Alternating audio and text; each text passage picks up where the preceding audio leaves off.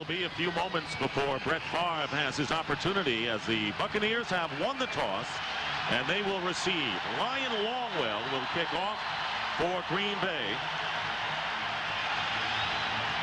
And back deep is Warwick Dunn for Tampa Bay. And the game is underway, and a loud crowd here as the ball bobbled and taken out of the end zone by Dunn. And Dunn brings it out just beyond the 15-yard line, where Sean King goes to work, making his fourth start. 2-1 record as a starter. Very poised quarterback. Up front, Paul Gruber, Kevin Dawkins, and Tony Mayberry is starting despite an injury suffered last week. Frank Middleton and Jerry Wunsch on the right side. Warwick Dunn along with Pro Bowler Mike Alstott in the backfield. Jaquez Green and Bert Emanuel the starting wide receivers. Dave Moore is the tight end.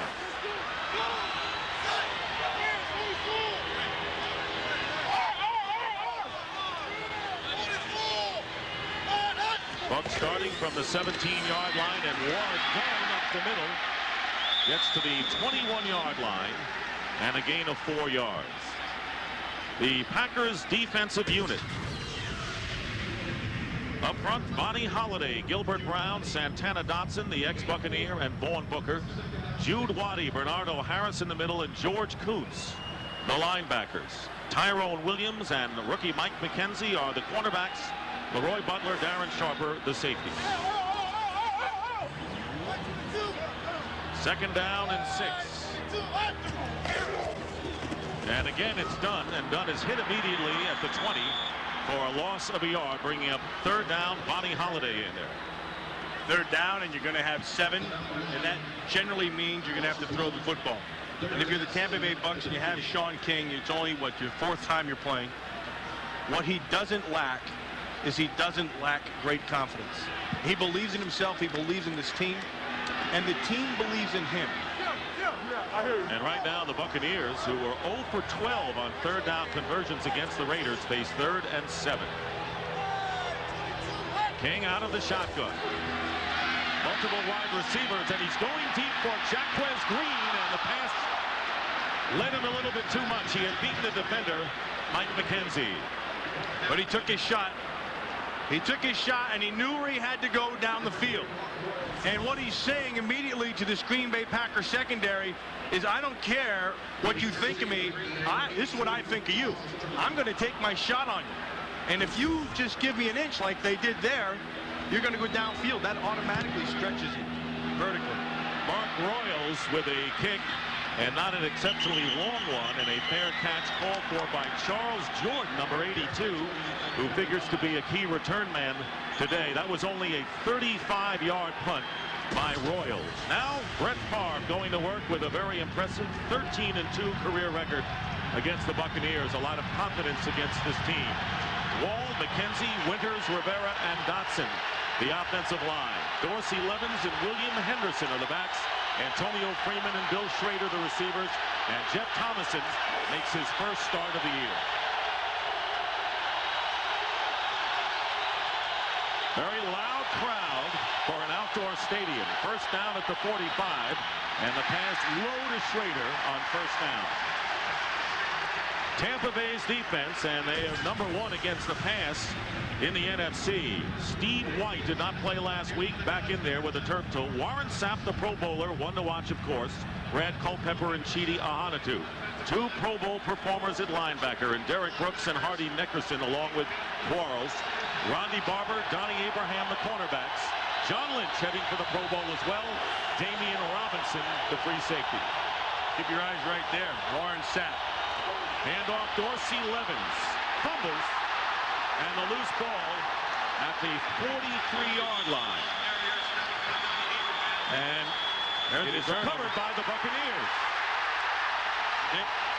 This right here is exactly what Chris Collinsworth was talking about in our pregame show.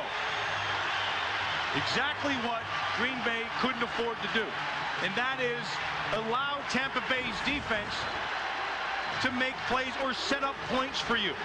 If you're going to get beat on your own terms. Don't hand the ball away. Donnie Abraham forced the fumble, and it was recovered by Derek Brooks. So the Buccaneers get a big break here, and here's the fumble again by Levens. Just well done by Abraham. You know what I like about that? He took the brunt of it, but he stuck his head right on the ball, and he wasn't afraid to come up and get squared up. Very strong defensive unit, and the Buccaneers with a first down on the Packer 47, and the pass intended for the tight end Dave Moore brings up second down. Sean King suffering a loss last week, Matt, his first defeat since his next to last game as a college junior at Tulane. Well, the one thing different about the NFL and college, you're going to see a couple more defeats than you're used to. And you're also going to see a league that studies you and knows you and find out what you can and can't do and will force you to do what you don't do well. And right now, what that is for Sean King is he's got to see all of coverage. Second and 10. Two tight ends in there for the Buccaneers for protection, and this pass is complete. Carl Williams makes the reception, and that will be enough for a Buccaneer first down to the 36 of the Pack, a gain of 11. Well done. It's just that confidence you're talking about. You better believe that the Tampa Bay sideline, their coaches know that he's a confident guy, and they're going to let that roll. And how that plays is, yeah, you may throw a couple incompletions, but you're going to come right back to it and let him throw the ball. Tony Dungy, whose career record 1-7 against Green Bay, but the Buccaneers trying to take advantage of the turnover. First down on the 36. And the pitch to Warwick Dunn with all-star blocking and run out of bounds by Tyrone Williams after a gain of about 1.5 yards. Now, Warwick Dunn, he can turn the corner. And so when you play this Tampa Bay running game with Warwick Dunn in the game, you have to have good discipline. And you have to continually force everybody and up the field so that he can bounce the ball outside. And the longer he's running sideways, he's not gaining anything up the field. Warwick Dunn gaining 516 yards, went over 1,000 yards last year. But his strength has been as a receiver this season. Second down and 8. And the handoff to Alstott, who dives forward and gets to within 5 yards or so of the first down. Bonnie Holiday making the tackle. You know, two things I believe happened to this Green Bay Packer defense. The first thing, obviously, is you have a head coaching change, and that's the one thing. And along with that head coaching change is you have the change in defensive coordinators, and that was Fritz Shurmur. Fritz Shurmur knew this team. They knew him. They knew what he could do. He knew what they could do. Now you're changing over in staffs, and it's a whole new learning process, and I think it's taken a while to straighten things out. There's Alstott, who is lined up as a wide receiver. Keith McKenzie has come in for the Packers on the defensive line, and the ball is batted down, and that was Billy Lyon, number 98, and that will bring up fourth down. And Martin Gramatica will come in to try to give the Buccaneers a lead. Dick, I was watching Gramatica prior to the game, and he kicked a 60-yarder in the pregame. And obviously, he has the leg for it. He's not a big guy, it's a tiny little run, but he can kick. Third-round pick from Kansas State, a native of Argentina, but has not attempted a field goal in the last 2 games. And this kick of 49 yards is good. Well, the delay of a couple of games didn't affect Gramatica, who is very animated as a kicker. So the fumble by Levens comes back to haunt the Packers. Exactly what, like you mentioned earlier. That's what Chris Collinsworth was talking about. You turn the ball over, then your defense sets up points. One thing about Gramatica, he's an excitable guy. He'll be jumping all over the place, but watch Dave Moore. Just Dave Moore looking at him like, yeah, okay, we scored. See, that's the difference between a kicker and a regular player. See, Moore's like, yeah, okay, we got 3 points. It's early in the game. Let's move on. Gramatica did not move on. Well, Friday, you're invited to bring in, getting off to a good start.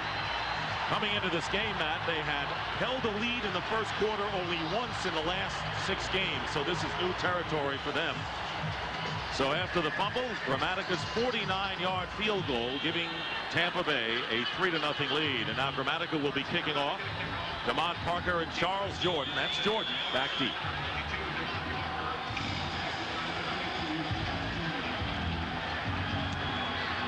And this is a short kick. And it's taken by Jordan. Jordan gets hit from behind and stumbles forward to the 33-yard line. And Shelton Quarles, who we showed you before the kickoff, comes up to make the tackle. And a return of 22 yards.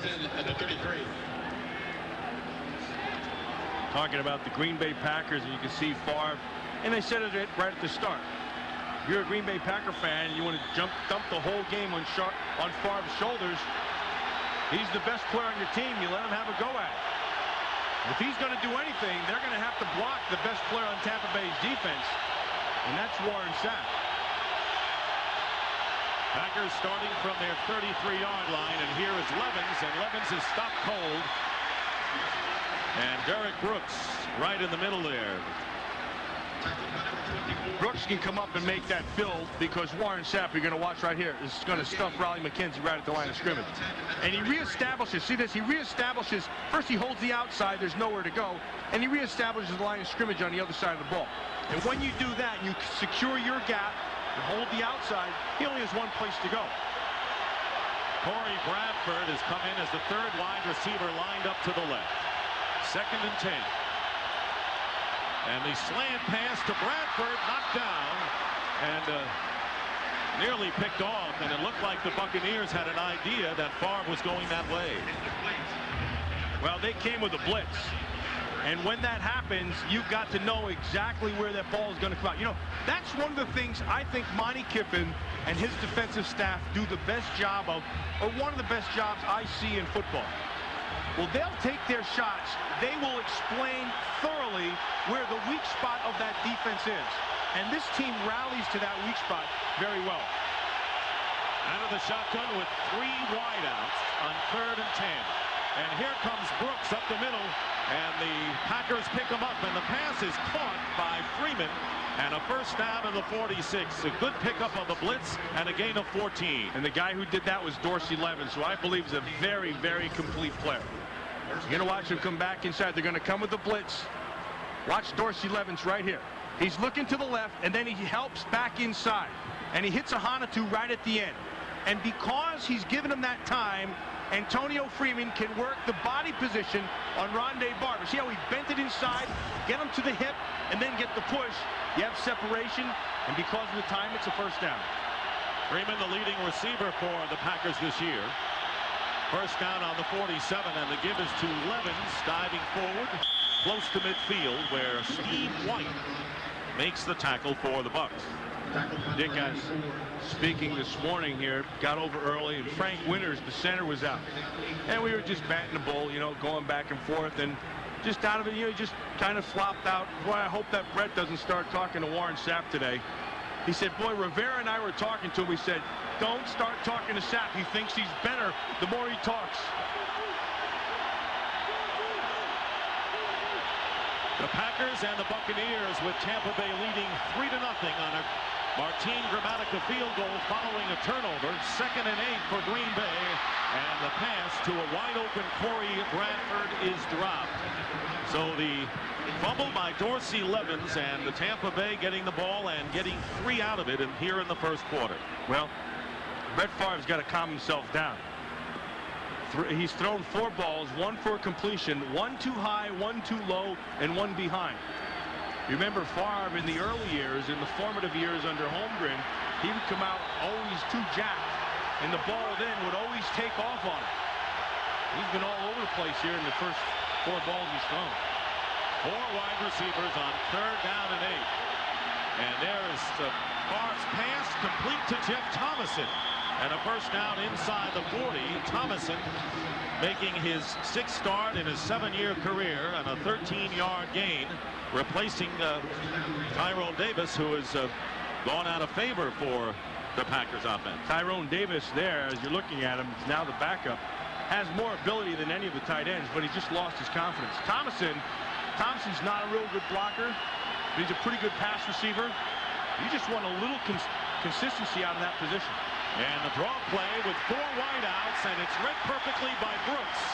And it's trapped in the backfield for a loss of 3 is Dorsey Levens.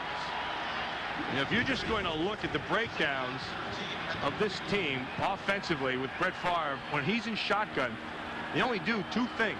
One is a draw, and the other is throw the ball. And so you know pretty much what they're going to do. Second down and 13. Charles Jordan is the fourth wide receiver for Brett Favre in the pack. He's in the slot to the left. And Favre's pass, and a little high, and unable to make the one-handed grab was Bill Schrader. And that will bring up third and long. Dick, a departure from the Mike Holmgren era is what you're watching right here with Brett Favre, and that's going a shotgun. Remember, they never went to it. And now, in Favre, in the beginning, he didn't really like it. Now he likes it. Now it's to the point where he wants to, if they're going to throw and it's an obvious passing down, he wants to be in that position because he believes that he can see the blitzing and the coverage that much quicker. Ninth play of the drive, third and 13. No blitz here, and Favre, with no receivers to throw to, taking off, and Quarles chasing him out of bounds at the 37-yard line. Steve White put the initial pressure on, and fourth down coming up. Nick, you want to see why he had to take off and run? Watch Donnie Abraham with his safety help inside, no place to throw. Then he's going to look out to the left with Bill Schrader. Again, Rondé Barber underneath, safety over the top, nowhere to go there. So if your two biggest threats are taken, the middle of the field's defended, you've got to take off and run and set up this punt. Louis Aguiar, who was signed early in the season, will kick from midfield. As the Tampa Bay defense has set the early tone in this game, and Aguiar's kick will sail into the end zone for a touchback. 6 minutes, 42 seconds remaining in the first quarter. The Bucs lead the Packers 3-0. There's Gilbert Brown, the big mammoth tackle in the middle. First down on the 20.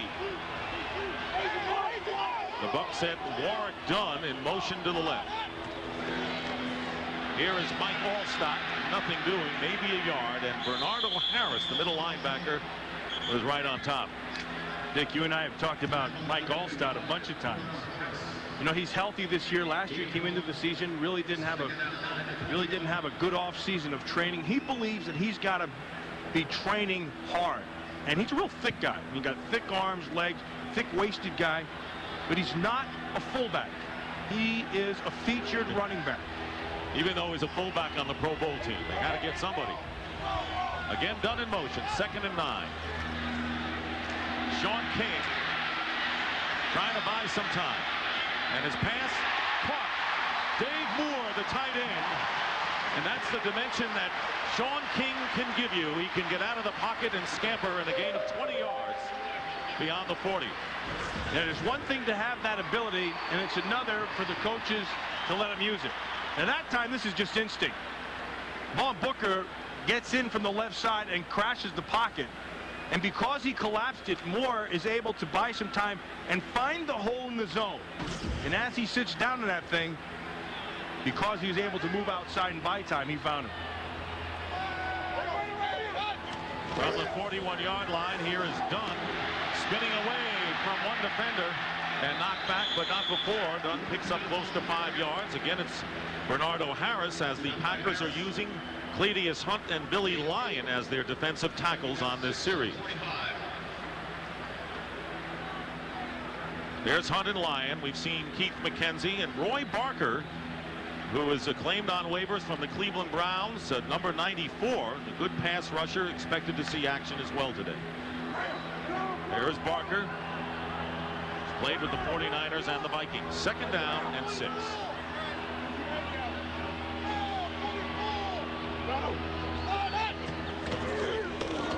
Alstott.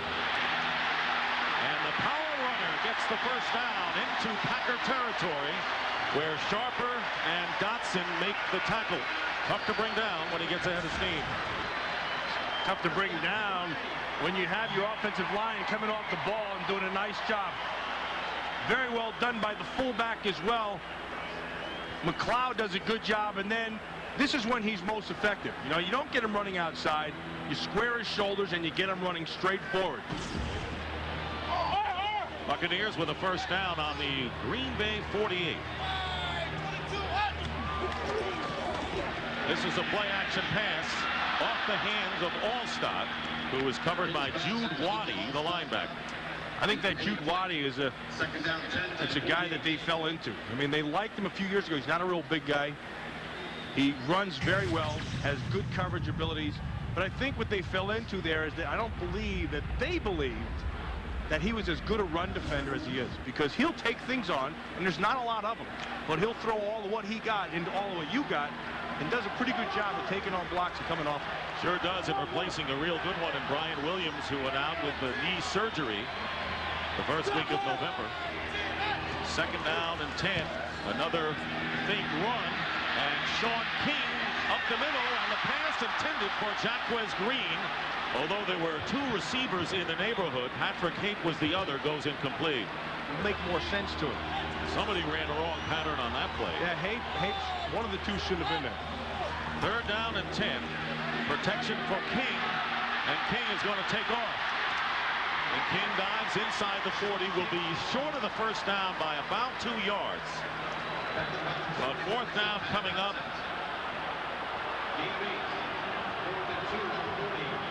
And it looks like Mark Royals is going to come in to punt with 3:32 to go. Mark Royals, who is 2nd in the conference in net average. And Charles Jordan back deep to receive. And it's a fake. And the pass is caught. Damian Robinson. So a fake punt, and Mark Royals fires to a wide open Damian Robinson, and a trick play gives Tampa Bay a first down on the 23 of Green Bay. And the one thing, when you're on the punt return team, the number one thing you have to do is you have to know who your coverage is. I mean, you've got to. And somebody is responsible for the up back. Immediately responsible for him. Royals is just trying to look, he's trying to look as sneaky as possible. Put his head down. I was going to fake and put his head down. Look through the top of his face mask. Yeah, Mark Royals now 3 for 4 as a passer in his career. Maybe a backup quarterback role in his future. First down, and Alstott carries and gets maybe 2 on the play. As soon as the league starts going to punt formation to throw, Royals is in. Until then, forget it. Tell you, the Tampa Bay Buccaneers, who have already wrapped up a playoff berth, but they're looking to win the NFC Central, and with the Vikings winning today, this is an important game, of course, for the Bucs. Taking advantage of a Packer fumble, getting 3, and then on a fake punt on 4th down, have 2nd and 7 on the Packer 20. And the pitch goes to Warren Dunn, trying to get by Vonnie Holliday, and finally Darren Sharper comes up to make the play. That's a great play by Vonnie Holliday. Great play because he knows he has the outside, and he did a good job of taking the angle. Took an angle and got wide outside, so he wasn't going to be outflanked. It's all right if you get beat to the inside, you have your help out there. But he did a good job of forcing that to go back in. And Roy Barker has come in to make his first appearance in a Packer uniform. 3rd down and 5. Winding down to a minute remaining in the first. You better keep your coverage on 28. They'll run everybody off and dump him underneath. 4 receivers and the pressure on, and the pass thrown underneath to the 10. Riddell Anthony, and he's got a first down on the Packer 10-yard line. Jim Nelson, the linebacker, making the stop. And he had to get rid of that ball quick, because Keith McKenzie did an excellent job on Paul Gruber and got right in on King. But because King made the quick decision and saw Anthony open, he gets it to him quick, and it's a first down. Anthony suffered a sprained ankle against the Raiders, and looking up to see that play again. So it's 1st and goal at the 10. King with time underneath Bert Emanuel, and finally knocked out of bounds. Antoine Edwards was there on the play, and Bernardo Harris was the first one to get a shot at him.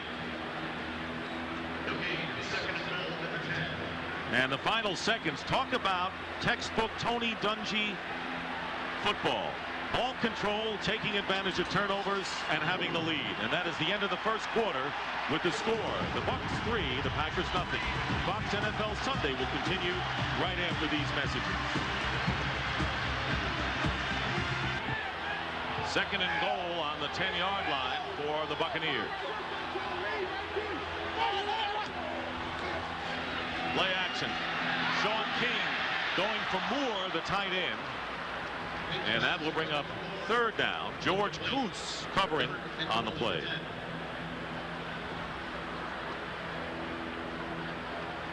Here are the signals from the Packers.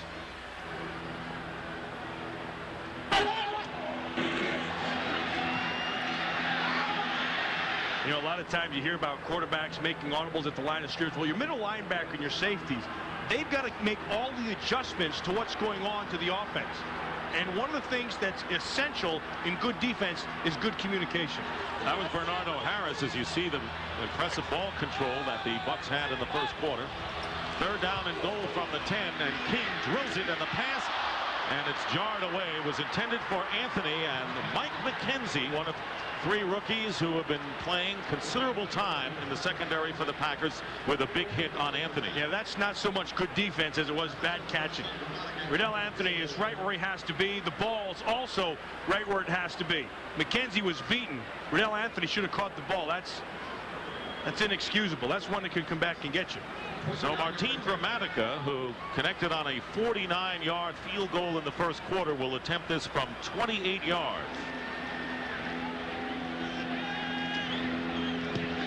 And Gramatica's kick is perfect, and the Bucs lead 6-0. But you're right, Matt, because you can't squander too many opportunities here. No, it was well conceived. It was well done. It was just dropped. But that drop, that's a missed opportunity. They had a chance to go up by 10, and instead they're one play away from being behind. Kickoff return by Charles Jordan. Jordan picked up on waivers early in December from the Seattle Seahawks, is knocked down by Jeff Gooch. So a timeout early in the second, 6-0 the score.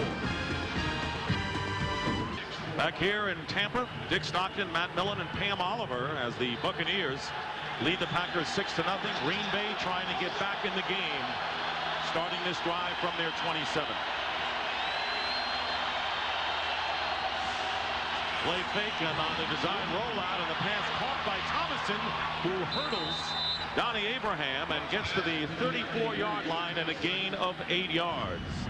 So let's get closer and clarify the playoff picture in the NFC. Both the Rams and the Buccaneers have clinched playoff berths. Redskins lead in the NFC East. The Vikings, by beating the Giants today, have also clinched a wild card berth and could still win the division. It's going to go down to the last week. 2nd and 2.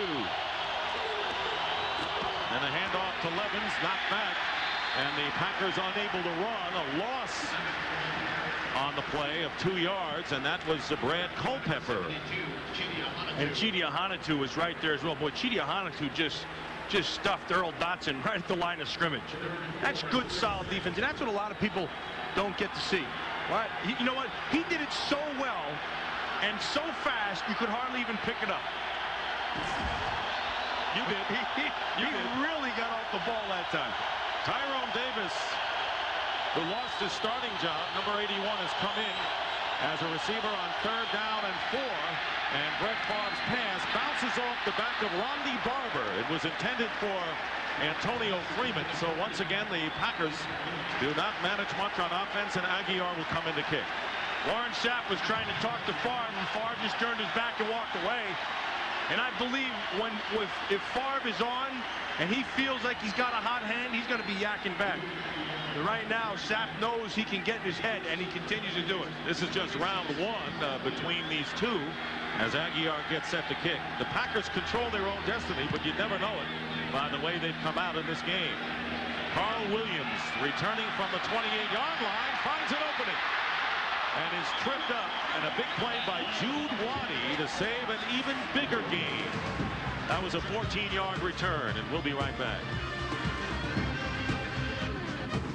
6-0 in favor of Tampa Bay, and let's bring you up to date on next week's schedule. The Lions and the Vikings At the Metrodome, Minnesota clinching a playoff berth. Detroit has slipped badly, losing 3 games. The Giants and the Dallas Cowboys, and a lot of teams who thought they would be out of it with 8 losses, not necessarily so, because a lot of teams have lost in situations where they could have helped themselves.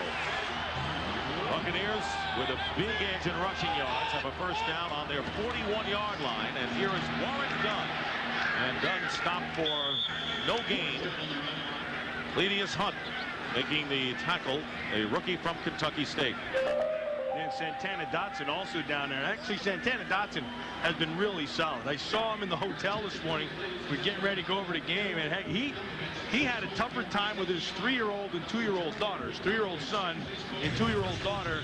They were grilling him. Dad, why are you leaving? Where are you going? I have to play a game. Why do you got to do that? You can't just stay and play with us. Tougher time than with Tampa Bay. No question. Offense. Second down and 10. And here's the handoff to Warwick Dunn, trying to bounce outside. Nothing there and nothing up the middle. And no gain on the play. Jude Waddy right in the middle, and that will bring up 3rd down. This is what we said at the start. Take away the run game. Make the young rookie quarterback, Sean King, have to beat you with his arm. Certainly he's capable. He's all the physical skills.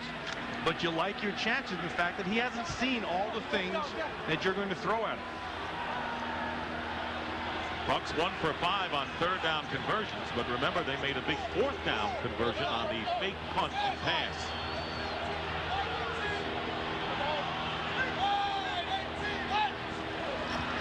Sending people up the middle line, Sean King, and he throws it away, and that was a good move by him. It was a good move by him, and a good move also by the Green Bay Packer defensive coordinator, Emmett Thomas. Yes, they're going to spread you out so you can see everything, but then they bring the people inside, so you have to see them as well. And in order for you to get to the downfield read, you have to first get past that rush. So it's 4th down. There's Emmett right down there, defensive coordinator. Mark Royals kicking to Jordan, who mucks the punt and gets knocked back. And it was Ravi Abdullah, a running back who rarely gets the play because of the presence of Warwick Dunn. And inside the 15-yard line will be where the Pack takes over. Well, that's a case of taking your eyes off the ball. He saw it almost in. Instead, he got waxed. Packers starting from the 15-yard line have not managed much of an attack thus far. That's Vaughn Booker, who was not in on the last series. The defensive end sick on the sidelines. And we'll watch to see whether he gets back in.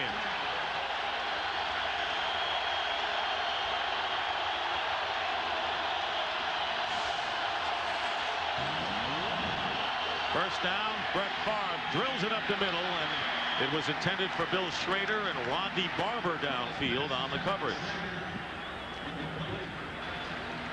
You know, if you're Warren Sapp, the time that you do get single blocked, that's when you have to make your move. Raleigh McKenzie's working on him there, and he has nobody to the inside. That's when you really have to make your presence felt, because most of the time he's going to get his doubles.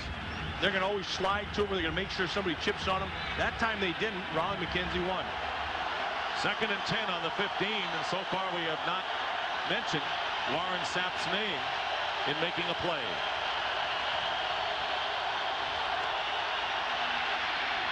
Favre completing the pass to Schrader, and there's John Lynch coming in to make certain of it, and the pass good for 7 yards, and Hardy Nickerson was the first man to get to Schrader.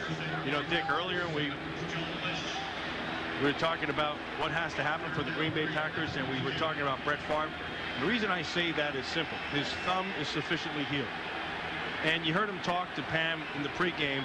Right before the game, he was talking that, you know, it's the 15th, 16th week of the season, and, you know, this is how I'm going to feel. And so you're a great player. And in a game like this, your team has to have your best players play their best. And right now, he's not at his best. Suffered whiplash last week in the Minnesota loss Monday night. Short week. 3rd down and 3, and this pass tipped. And Damian Robinson on the interception. And faked the lateral. And Damian Robinson on the ball tipped by John Lynch. And you just said it, Matt. He is not sharp at all, and Favre throwing an interception, his 21st of the year. He's trusting his arm. His brain shouldn't have told him to throw it there. Yes, his arm can get there, but it didn't happen in coverage. Not only was that Damian Robinson's first NFL interception, but his second catch of the day. Remember, he was on the receiving end of the fake punt and pass by Mark Royals, which set up the second field goal for Tampa Bay. The Bucs have it on the 38 of Green Bay, and this pass is caught by Bert Emanuel. Good for 9 yards to the 30 of the Pack. Let's go back and look. This man is going to be free, and then back underneath, you're going to have John Lynch. They are free underneath. Brett Favre is reading man coverage, which is why he's staring down so hard, because he sees outside. See, he sees this, and he sees this. He doesn't see Lynch inside, who's free to read his eyes. And so because he read it as man, he didn't see Lynch. Lynch read him, knocked the ball away. Robinson gets the pick. Second down and 2, and on the pitch, Warwick Dunn wins his way to first down territory to the Packer 25, where Leroy Butler makes the stop. And by the way, Vaughn Booker, who was ill on the last series, is back in at defensive end for Green Bay. That was a 7-yard pickup for Dunn. You know, it's one thing when you're a young player and you start out at a certain level, and you're going to have limitations, but the key is to get better and better. And the one player on the Bucs who's done that is Jerry Wunsch, their right offensive tackle. That last play, he did an excellent job of getting out, blocking the corner to allow for the first. And there goes Dunn again, split to the left. And it's a running play to Alstott, and Alstott picking up about 4. Bernardo Harris on the tackle with under 9 minutes to go in the first half. 6-0. Tampa Bay controlling, but only up by 6. You know, watch Jerry Wunsch on Vaughn Booker. Vaughn Booker is going to go out. He's not feeling well anyway, but after he watches this thing on tape, he's going to feel even worse. Wunsch gets him, and then, see, he has a chance to bury him. And then he just keeps on taking him, and then he finishes it and puts him on his back. He didn't want to hear what you had to say about him. Second down and 7, so he ran off the field. Here's the give up the middle. Warwick Dunn to the 19-yard line. Will be short of the first down by about 4. Bernardo Harris in on the tackle. A lot of stuff going on down there, and it looks like you got a helmet stuck. That's affectionately known as the French helmet.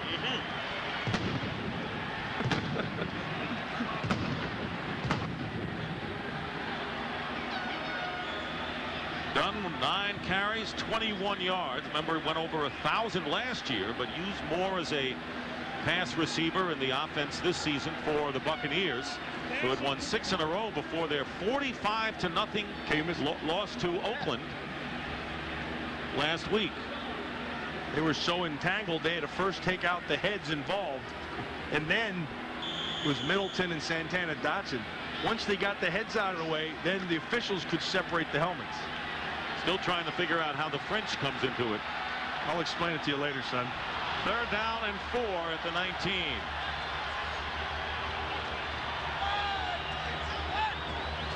Sean King on a flip inside on a shovel pass to Warwick Dunn, close to the first down. He had to get to just inside the 15-yard line. Well done by Roy Barker. He read it on the run, recognized it, and then collapsed down inside and actually made did an excellent job of diving to make the play. So Martin Gramatica, who is 2 for 2, coming in to attempt his 3rd field goal of the game. And while the Buccaneers have dominated ball control, the Packers haven't played well offensively. If this kick is good, it is still only 9-0. This is a 33-yard try, and this kick is going to be good, and it just makes it as Gramatica hooked it, but it got in the left upright. So the Buccaneers stretch their lead to 9-0. We'll be right back. Above, these pictures are from the Goodyear blimp Stars and Stripes. The Goodyear fleet continues a 75-year tradition. Well, the Buccaneers leading 9-0, and of course still within the range of Brett Favre, but I'd have to say off of this point with 7:06 to go in the first half, the Buccaneers have rebounded from that shellacking showing no ill effects right now. There is the field goal, the 25th of the season by the rookie Gramatica, which ties Michael Husted's Tampa Bay record. Another short kickoff, very short this time, and Charles Jordan on the return, and he is down at the 29-yard line by Brian Kelly. Gramatica shaking his head after that kickoff. Tampa with the Bucs leading 9-0, and want to remind you the Cotton Bowl kicks off the New Year's when 100-year-old rivals clash.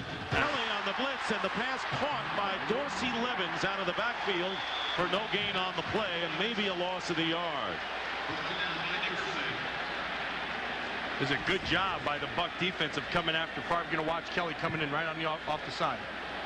And Mike Wall saw him, didn't believe he was coming, looked inside, and then Kelly came and he couldn't get to him in time. No gain on the play. 2nd down and 10. Packers, no points, 4 turnovers in the last 4 quarters. Levens with an opening up the middle, and Dorsey Levens brings it out to the 38-yard line, about 2 yards short of the first down. Rondy Barber. You know, Dorsey Levens he's playing with sore ribs. Yes, he has the cracked rib, and what they have is they have him a flak jacket, and you can see how it's attached in the back underneath, and they're nice and streamlined. See, and the evolution of equipment's amazing to me. It used to be that they had the old ones. You have to strap them down over underneath your pads, and they held onto your shoulders. Now they're so nice and tight, you have better movement and the same protection. Out of the shotgun, a fake screen pass, and a dive, and it may be enough for the first down, and it is for Brett Favre. Brett Favre with a pump fake and a dive for the first down to the 40-yard line, and he comes up wincing. Remember last week we talked about he got hit in the back, and he actually lost some strength down his right arm. What he sees here is lots of coverage and no place to throw the ball. And they were going to go with the screen back underneath to Dorsey Levens, but Hardy Nickerson did an excellent job of jumping that out in the flat. And there was no place to go. And that's the other side of this equation here with Favre. One thing to have to throw, but you have to get guys open. From the 40-yard line, the first down pass, and it's caught by Bradford. Corey Bradford got behind the defense, and a first down into Buccaneer territory. That was a gain of 27, and Damian Robinson beaten by Bradford on the play. Very well done by Favre on the throw. They're going to come up and get a jam, and now you have to throw on top of Abraham, but in front of the safety.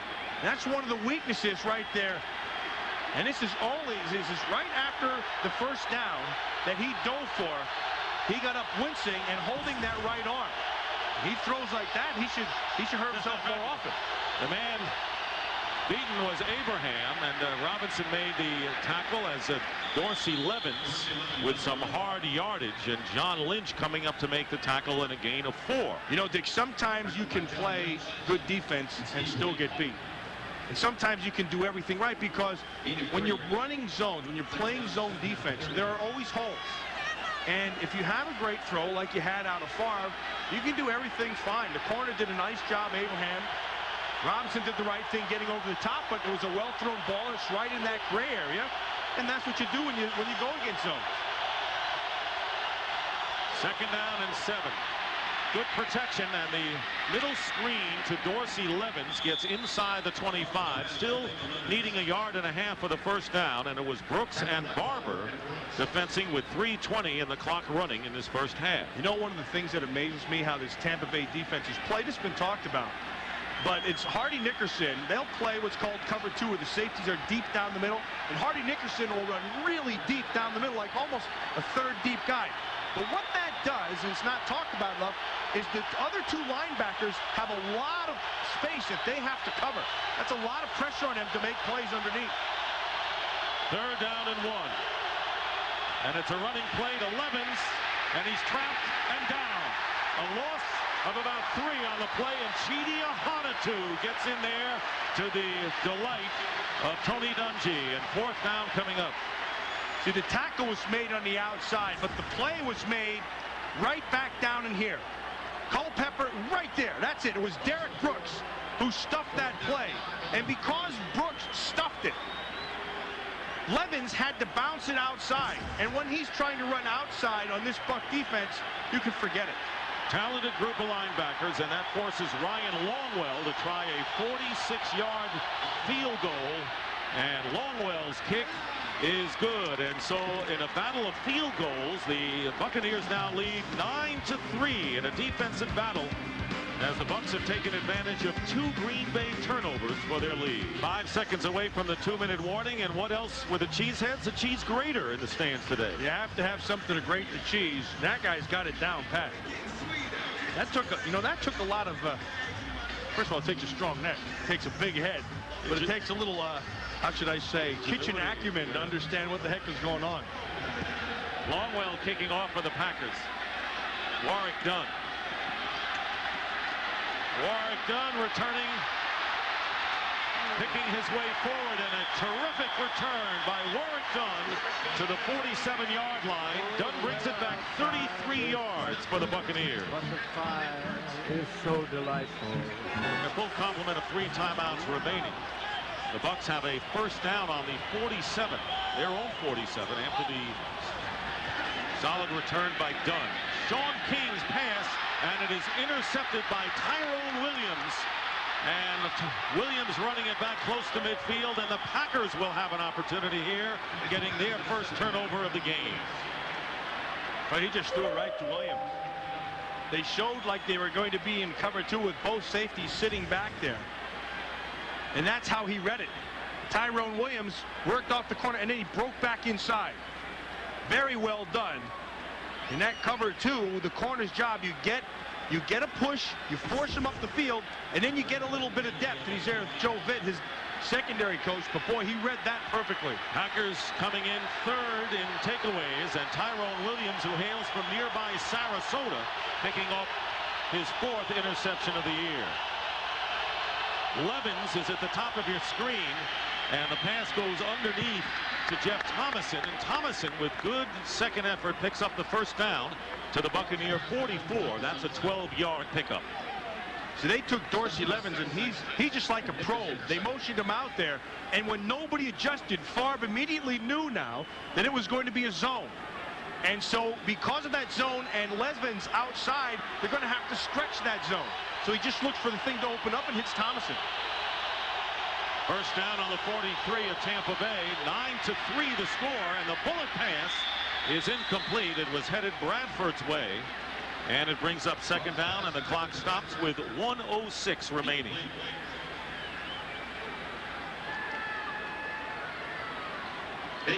Right now the score is Gramatica 3 and Longwell 1 in this low-scoring game. Brett Favre with 1 interception, 8 of 16, as the Buccaneers have capitalized twice on Green Bay turnovers for field goals.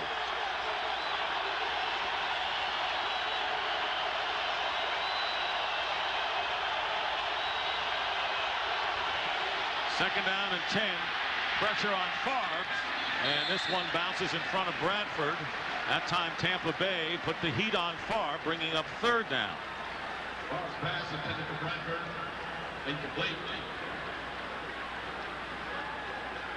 Third down, 10 at the 44.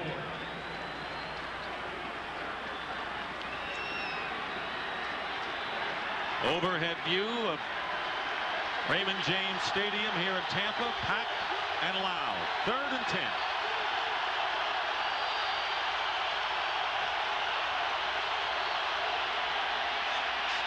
Favre's pass caught by Schrader and pushed out of bounds by Lynch, close to the first down, and the clock will stop. 53 seconds showing. That's what they gave him the first down. That's a good effort by Schrader at the end to dive forward. Remember, it's where the ball is when your knee hits, and Schrader has the presence, sees the marker. Watch how he puts the ball forward. So when his knee came down, it's where that ball is at that time, and he stretches forward. That's a good job by Schrader. You know, I just saw Dick Hancock, and I realized that there have been no penalties in this game. Something's wrong. That's a good job. It's a good job by the officials to let the players play. First and 10 on the 33, and Dorsey Levens making the catch, and that stops the clock with 46 seconds to go. That was a gain of 3 with Derek Brooks covering. You know, just talking to Dorsey Levens before the game, I really like Dorsey Levens. I like his approach. He's a hard worker. He's a complete player. He blocks, catches the ball, he runs hard, doesn't have great speed, but what he does is he knows how to play. Just talking to him before the game, he said, too bad, you know, you got the cracked ribs and you miss a couple of games. He said about the Pro Bowl. He said, I could care less about the Pro Bowl. He said, I want to win. That's what you love to hear from a player, and he means it. Second down and 7. The pass is incomplete, bringing up third down. Bradford covered by Rondy Barber with 41 seconds to go, and the Packers are close to getting in field goal range, and they are for a long kick by Longwell, if that's the case. Third down coming up. Monty Kiffin, offensive coordinator for the Bucs, and he's calling himself an excellent game. But right now, I can't tell if it's just great pass coverage or if it's just bad decisions by Brett Favre, because he doesn't look too good right now. He looks average, and he's not an average player. Third down and 7, and the slant tap is flag goes down, and the pass intended for Schrader, and there were 3 red jerseys around Schrader, and the ball was tipped by Brian Kelly, and the flag is down, and this could be a big call, and if it's against the Buccaneers, it would give pass interference. Defense number 25, first down, and the Pack get a first down out of it. That's Brian Kelly. He's driving him, just get to the inside. Yeah, I guess they're going to call. I don't really like the call. I mean, you have 5 yards to bump him. He did have his hand on him, but they've been letting him play all through this first, 29 minutes and 30 seconds. First down from the 20-yard line. Favre, tip, incomplete. Good coverage by Brooks, the linebacker, on Tyrone Davis. And that brings up second down with exactly 30 seconds to go in the first half. And remember, the Packers still have all 3 of their timeouts left. Dick, lost in this thing about, talking about Brett Favre is the fact that we haven't talked about Warren Sapp at all. The offensive line for the Green Bay Packers have been protecting pretty well. They've been giving him time. Favre has been high, been wide, he's been behind. And then every now and then he'll stick one in there, like that great throw he had earlier to Schrader, I believe, on the side. Basil Mitchell, the running back, is in motion. And the pass goes to the other side to Levens. And Dorsey Levens gets inside the 10 and scores for the Packers. And Rondy Barber missed a chance to tackle Levens, who goes in, and the Packers score the first touchdown of the game. And that is an excellent call by Sherm Lewis. That was, screens are all about timing. Not only timing from the quarterback position to draw him in, but timing from the sideline to know when to call it. Well done. Dorsey Levens does a nice job of having patience right there. Allows that block to happen, and then cuts underneath and makes the play. So Levens with his first touchdown catch in a while, and the extra point is good. And for Brett Favre, that was his 20th touchdown pass of the season. And it now makes it 6 consecutive years that Brett Favre has thrown at least 20 touchdown passes, and it gives the Packers a 10-9 lead. And so it was set up by the interception by Tyrone Williams, and they burned the Bucs after the turnover. Watch Raleigh McKenzie. He's the guy who does a nice job of getting the block on the outside right there. But it's set up by Dorsey Levens' patience. And here's Ray Rhodes in the sideline, and he watches the 9th point go on the board, and he realizes that his team has been outplayed, as does Warren Sapp realizes. They've been outplayed the whole first half, and they have a 1-point lead with 21 seconds to go. So Longwell's extra point giving the Packers the lead, and I'm sure Tony Dungy is saying the same thing, that what do we have to do? We have dominated the ball control. We have 2 turnovers and yet trailed by a point. So Brett Favre now with his 6th straight season of 20 or more touchdown passes, tied with Len Dawson, trailing Dan Marino.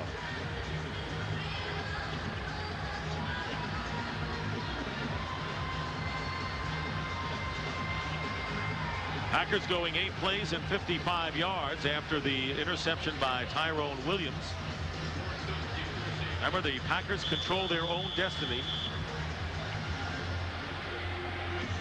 They finish next season, next week at Lambeau Field against the Arizona Cardinals. And the kickoff by Longwell, fielded by Warwick Dunn. And Dunn will return the last kick 33 yards, gets to the 30-yard line. Well, tonight, take up several beautiful years, so to speak, in leading the Packers. They've been to the Super Bowl 2 of the last 3 years, winning 1 time, but they've dropped 5 of their last 8, including their last 2. And Sean King will take a knee and run out the first half. A tight game. No surprise the way this one has gone. That is the end of the first half with the score.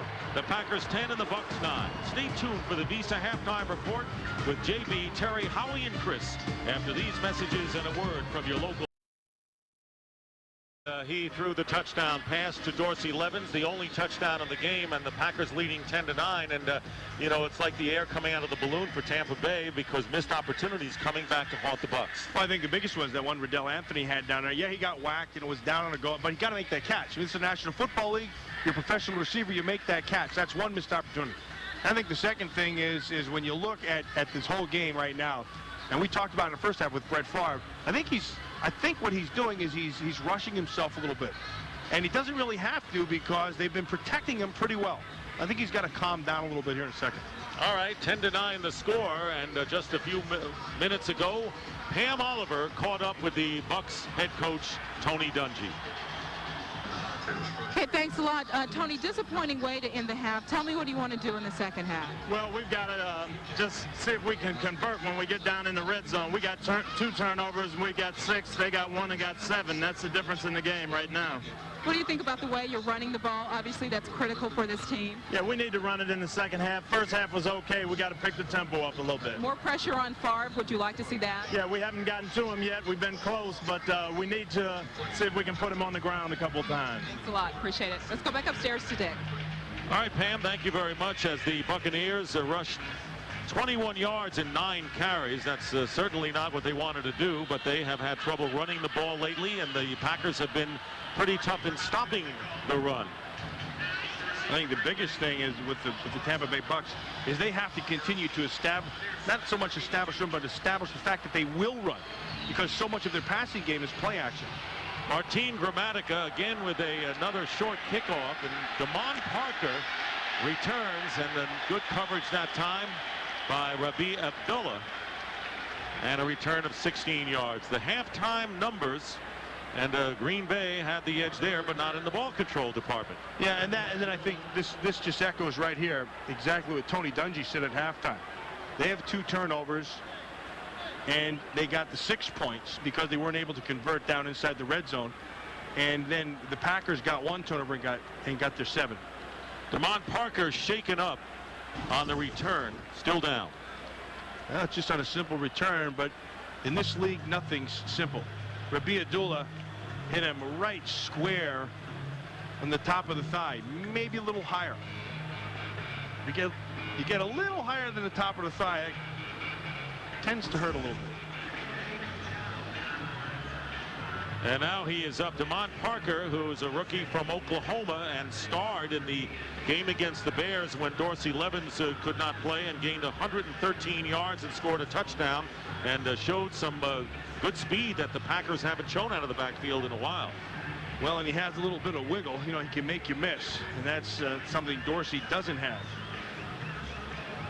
Brett Favre, who has completed 11 of 22 for 120 yards.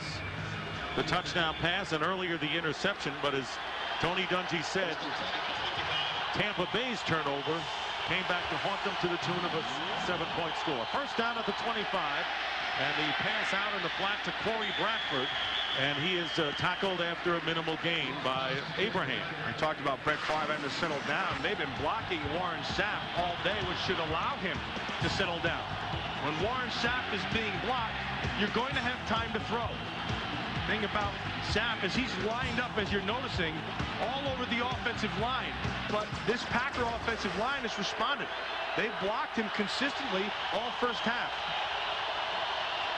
Second down and 9 at the 26-yard line, and Dorsey Levens. And Levens has not been able to do much on the ground. As a receiver, he scored a touchdown, and that'll bring up 3rd and long. You know, the other side to that Warren Sapp package that we just showed you is, yes, they've been blocking him in the pass game, and he hasn't been really getting any pressure on Favre. But in the run game, this defense has been very, very stout. And they've been stuffing guys at the line of scrimmage. There's no place to run. Well done by Sapp, and then finished off by Lynch. 3rd down and 7 at the 28.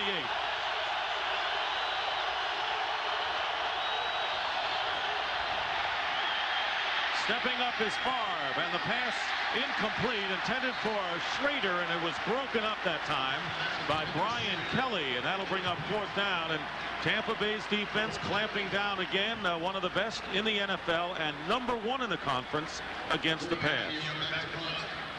You know, there's a lot of guys you see slipping and sliding here on this turf. There was another instance right there. The turf is actually, when I was down on the field earlier, it looked like it was in really good shape, but it looks like guys are wearing the heavier cleats and the field is getting torn up a little bit. Louis Aguiar will kick, and Carl Williams returning for only the 2nd time today. An Aguiar punt on the 39-yard line. Nowhere to go, and he is downed at the 37-yard line. But Brett Favre a bit disgusted with that series and that last pass as the Bucs take over, trailing the Packers by 1. And Brad Culpepper walking off the field moments ago, injured several weeks ago when we were in Seattle. He hurt his heel. It's one of those things that keeps on coming back. It's not going to let you go. First down at the 38, and the pass intended for Emmanuel, and claiming he was held up.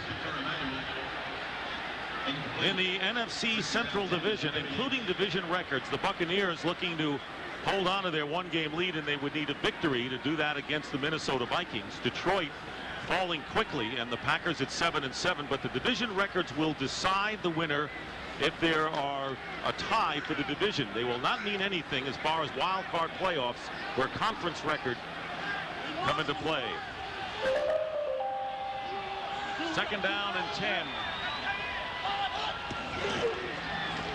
Here's Dunn. Nothing doing, and he'll lose a yard.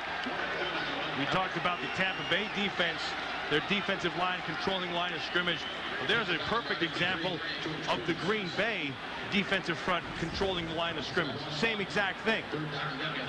It's about getting into your block and then getting off the block. Jude Waddy, Santana Dotson, Cletus Hunt, all of them got in, stay on the blocker, get rid of the block, and make the tackle. Well done. 3rd down and 11 on the 37-yard line. There is Darren Sharper getting in position, and Dave Moore, the tight end, moving. Designed sprint to the left, and the pass caught by Emmanuel, but he didn't get to the sticks in time. That's a mistake, Dick. See, he thought he was past that yard marker. He thought he was already beyond. And that's just poor awareness, poor field awareness by a veteran receiver. It shouldn't happen. He's driving the sticks. He has them off. Now you have to know where this is. Know where the marker is. He has time to go out of bounds. He also had time to be able to find the stick, and he did. Mark Royals kicking on 4th down. And Charles Jordan will let it bounce, and it will at the 15-yard line. And we'll give you an update on Brad Culpepper. He went into the locker room to change cleats, so he has no injury, and that's good news for the Buccaneers. Warren Sapp, who has been sackless and tackleless so far today, and yet the Buccaneers playing a good defensive contest, trailing 10-9. The Packers have the ball on the 15-yard line. Anthony McFarland is in for Culpepper.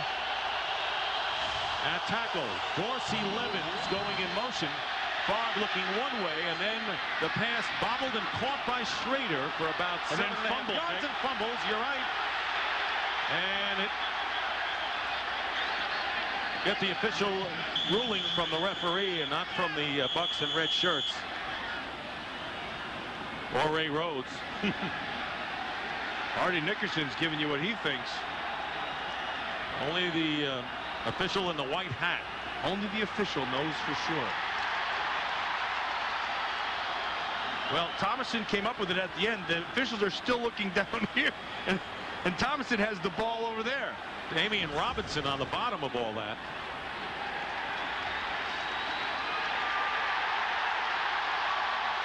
And Tampa Bay has recovered. Nickerson knocked the ball out. Their offensive team coming back on the field, the Buccaneers, and there is the ball still loose. By the receiver, recovered by Tampa Bay. First down. And the Bucs do recover it for the third turnover by the Packers. John Lynch looked like he would have been the one. Thomason came up and had the ball in his hand.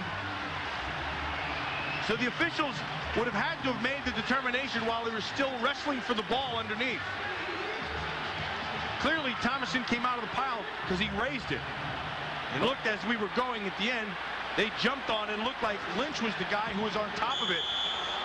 Look how the Buccaneers have upgraded their takeaway game in the last 8 compared to the beginning of the season. First down on the 23 of the Packers. And the pitch goes to Warren Dunn looking for running room. And Dunn gets to about the 20-yard line. A pickup of 4. Jude Waddy in on the play. Well, you talk about missed opportunities. This is a golden one for the Buccaneers right here. Well, you watch Ray Rhodes.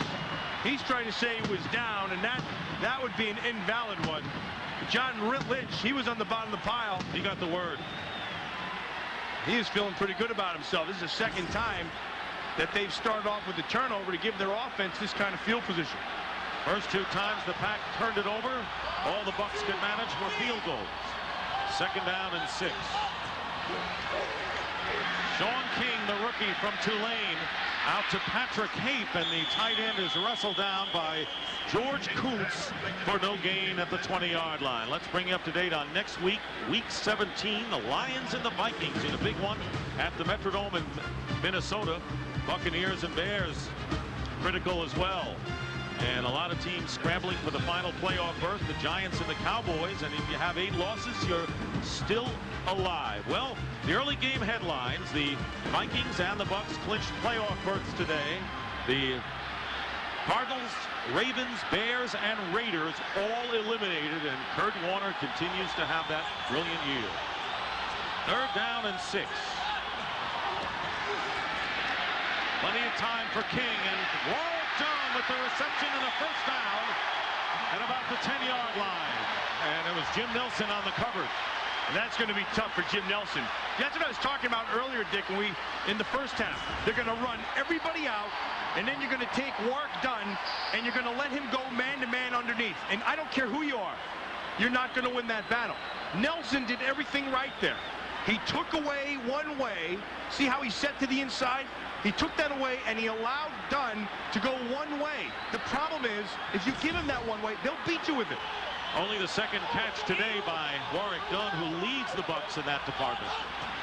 First and goal at the 9. Dunn on the ground, trying to fight his way, and he does for about 2. Ledius Hunt, rookie from Kentucky State, in on the play. That will bring up second down. You know, Dick, it's funny, the evolution in the National Football League. When I came into the game, I used to stay in for nickel.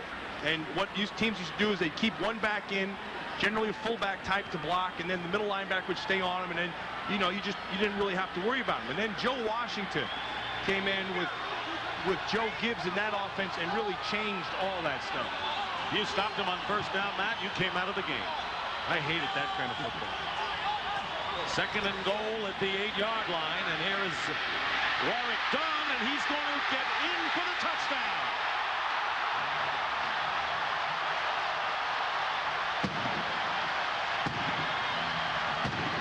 Dick, I'll just go back to what Chris Collinsworth said in our pregame show. The Packers could not allow the Tampa Bay Bucs defense to put their offense in a position to score points. They have scored now 15 points. All of them are the result of turnovers. I should say all but 3 are the result of turnovers. And Warwick Dunn, believe it or not, only his second touchdown this year, both as a receiver, and the kick is good by Gramatica, and here is Dunn. Sean King, the rookie from Tulane, yep, looking up there, and a 16-10 lead for the Bucs. The Buccaneers finally taking advantage of a turnover to get a touchdown to take a 16-10 lead. Only the second touchdown of the year by Dunn, both as a receiver, and this was after the fumble by Schrader. 5 plays, 21 yards. Martin Gramatica will kick off, and with Damon Parker out the rest of the game with a sprained knee, Basil Mitchell is back to return. And the kick returned by Charles Jordan. Jordan to the 25, slips up, and then is decked at the 27 or 8 yard line by Rondy Barber. Watch what Mike Shula does in this touchdown. See, they're going to go down here. They call what's called a banjo, and they're going to run everybody off. They're going to run everybody off down here, and they're going to loosen this up and give you the underneath voided area in coverage. That's Jude Waddy on Warwick Dunn. So they run everybody off, and they use your coverage against you. That's a good call by Mike Shula. There's Mike Shula, the offensive coordinator, and there is Brett Favre making adjustments. First down on the 28-yard line, and play action on first down. Favre drills it, and the pass is caught. Big catch by Antonio Freeman, and that was the best pass that Favre has thrown today, and picks up 16 yards. Play action. Nice job of protecting Brett Favre, and it's only a 2-man route. Both guys, both wide guys, are going out for a pass. And because of the play action, you make the linebackers jump up, and your receivers downfield have a little bit more room to work with. Second catch of the game by Freeman. From the 44, pressure on, and the pass to Freeman this time on a quick to the wide receiver, and a gain of about 3.5 yards on the play. Mistakes by the Packers. The fumble by Dorsey Levens, and a field goal resulting. And then a tip ball and intercepted by Damian Robinson, and the Buccaneers got 3. But on this turnover, the fumble by Schrader, the Buccaneers got the touchdown. King to Dunn, and thus lead it by 6. Second down and 6 on the 48 of Green Bay.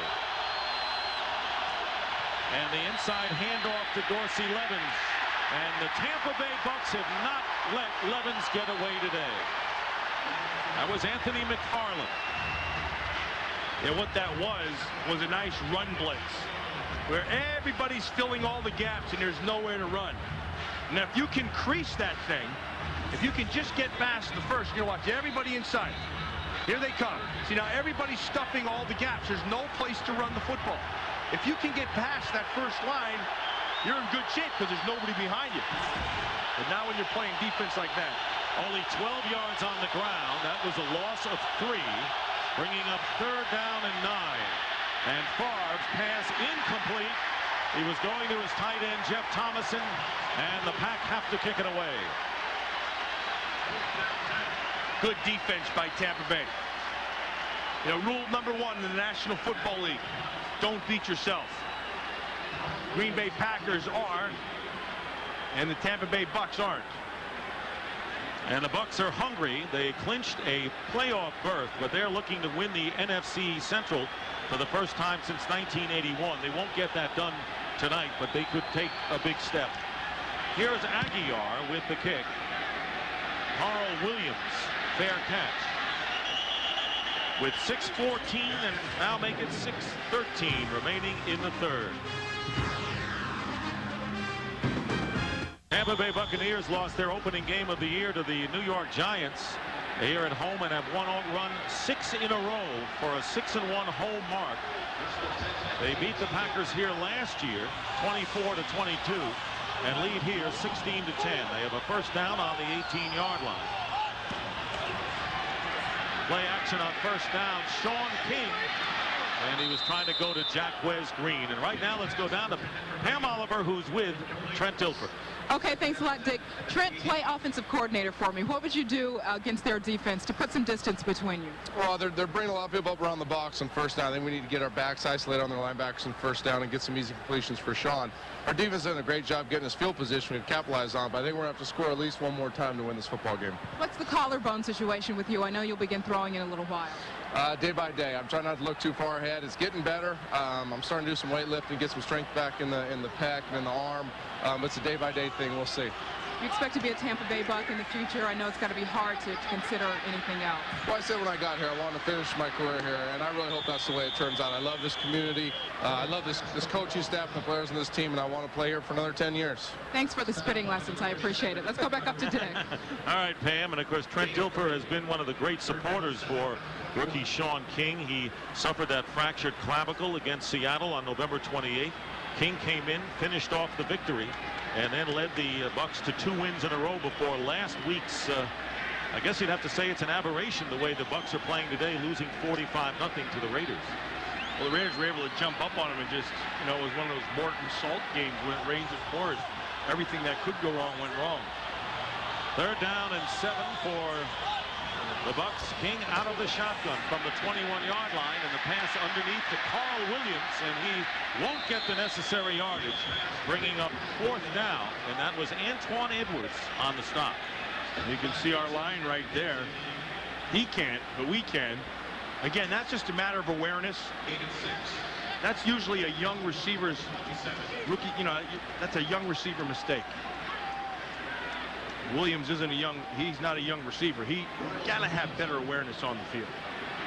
Charles Jordan goes back, and Mark Royals, one of the big surprise plays today, was his 4th down pass out of punt formation to keep a drive going for the Buccaneers. Here is Jordan backpedaling and finally down by Rondy Barber. 4:37 remaining in the 3rd quarter. We'll be right back. Tampa and our overhead shots courtesy of the Goodyear Blimp Stars and Stripes. One of 6 Goodyear blimps providing pictures on the arrival of the new millennium. You've heard that phrase used before, the new millennium? What the heck, it's got my name in it. It should. Very familiar with. Thank you. You think that's just a coincidence, don't you? That one. 1st down on the 33-yard line for the Packers. Brett Favre being chased by Warren Sapp, and he's going to step gingerly out of bounds. Dick, part of the thing with Brett Favre not being is throwing into coverage, and is the receivers aren't getting open. And when you look at that, I think you have to look at the secondary of the Tampa Bay Bucs. And then I think you have to look a step further, and you have to look at Herman Edwards, the secondary coach, because I think he's an excellent young coach. I think he's one of the best out there. What I love about him as a former player, he teaches and preaches technique, but he's also a great teacher, period. And there's Herm right there. And I think Herman Edwards is going to have a head coaching future in this league. I think he's really good. 2nd down and 13. Play fake and a pass. Schrader downfield, and it's overthrown and well covered, I should say, as well by Lynch. And that will bring up 3rd down. Warren Sapp hasn't done much today. But he got a power move right here on Raleigh McKenzie, and they missed with a double. And because you saw Rivera coming over to help, that meant that Culpepper now is able to slip back inside. So even sometimes when you get blocked and you're Warren Sapp and you're drawing 2 guys, somebody else has to step up. 2nd half has not been fruitful for the Packers offensively. 3rd down and 13. Favre with time, and the pass not even near Charles Jordan. And that brings up 4th down. I'll tell you, this is one of the finer defensive efforts that the Tampa Bay Buccaneers have spun this year, in a big year for their defense. They have 4 men on their defensive unit heading to the Pro Bowl, including Warren Sapp. Excellent job by the secondary there, just playing a simple coverage. I mean, basic cover 2. But because the Packer receivers aren't running anywhere fast, they're able to cover them pretty easily. Aguilar with an end-over-end returnable kick by Carl Williams. There's a block in the back. And a good coverage that They're not time. going to call it, but Shelton Quarles just hit Davis right square in the back.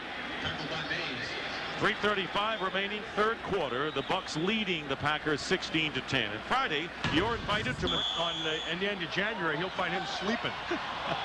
first down at the 37 or the end of December for that matter. A good point by you.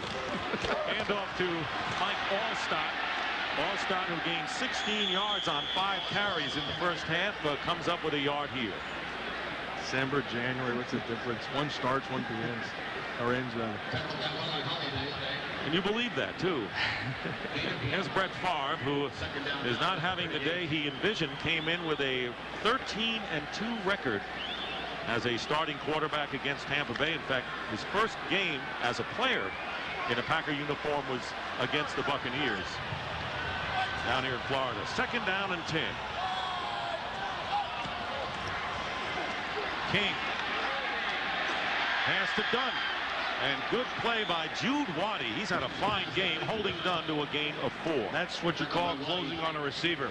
And in order to do that, you have to be able to run. And that's one thing that Waddy does exceptionally well. You just sit back in your zone. The key to zone defense is patience. Get the nice drop. Now once you see it, explode in the ball. Watch him finish through. Well done by Jude Waddy. The Green Bay defense has played well. The Buccaneers defense has played better. And the turnovers by the Packers are the reason why they're down by 6.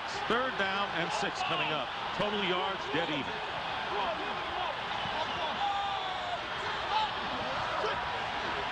The slant. Caught. Jacquez Green, first down into Green Bay territory.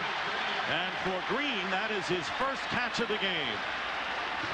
Tyrone Williams on the coverage. Tyrone Williams is holding outside position. And you're giving up the inside. And when you're going to give it up that much, you have time to throw. That's really pitch and catch. You're going to go back in motion. They're going to bring him back, and they're going to isolate this area right here. And Tyrone Williams, you notice he's going to hold the outside. See, when he holds that outside, you give up the inside. And as long as that area is vacated, it's just simple pitch and catch. First down and a play action for King. He's got Green open, but the pass is thrown out of bounds. Green got into the seam, and George Kuntz managed to tip the ball on that play, bringing up 2nd and 10. He's in that position, which is called the nasty position for a reason. When he's in there, one of the things that they'll run that crossing receiver, and they'll run him all the way to the other sideline. And King is just waiting for him to get open. George Kuntz got his hand and tipped that ball away, or that could have been a reception. 2nd and 10 at the 47.